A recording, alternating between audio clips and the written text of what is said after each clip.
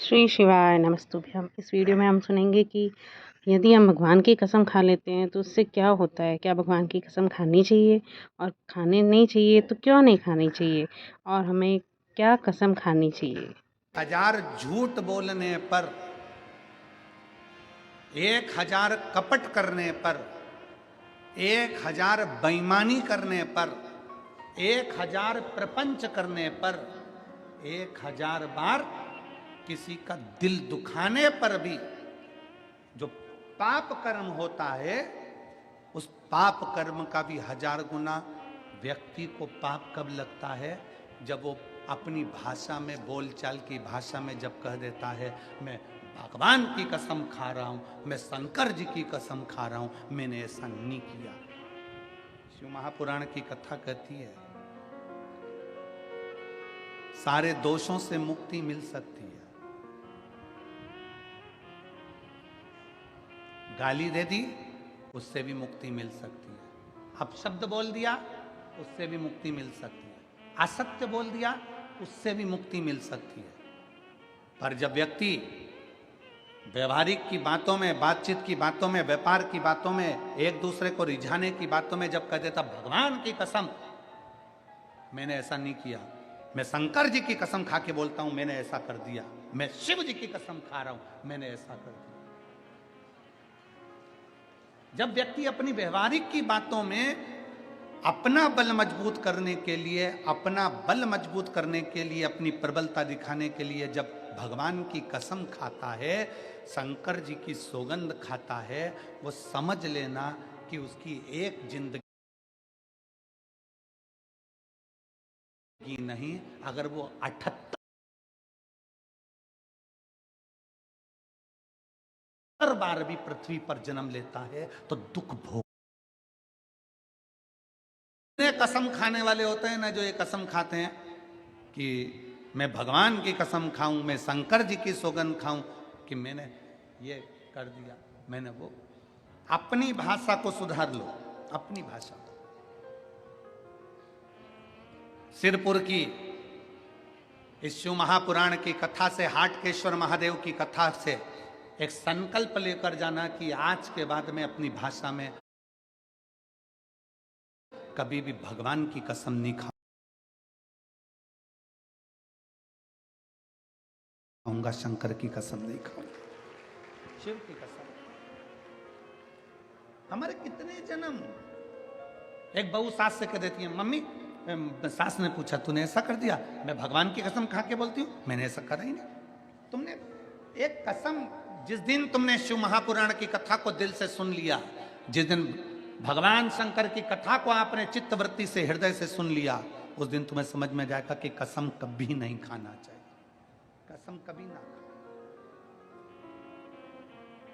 देवता की कसम, देवी की कसम, शिव की कसम, भगवान की कसम कभी नहीं खाना, कभी नहीं। सारे कर्मों का भोग भोगना सरल है, पर कसम जब हम खा लेते हैं, झूठी तिरछी कैसी भी कसम, चाहे तुम अच्छे हो, तुम सत्य बोल रहे हो, तुम सब कुछ कर रहे हो, परंतु हम भगवान की कसम ना खा।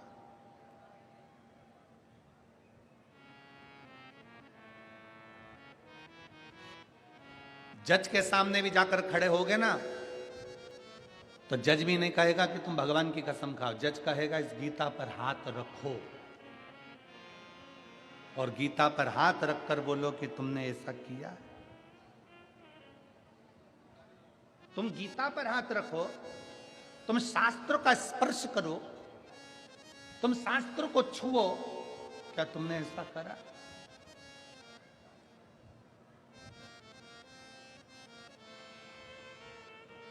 कसम खाने के लिए देवता के सम्मुख में नहीं कहा जाएगा कि तुम भगवान की कसम खा के बोलो तुमने ये करा है, तुम शंकर जी की कसम खा के बोलो तुमने ये किया है, तुम शिव जी की कसम खाकर बोलो तुमने ये किया ना।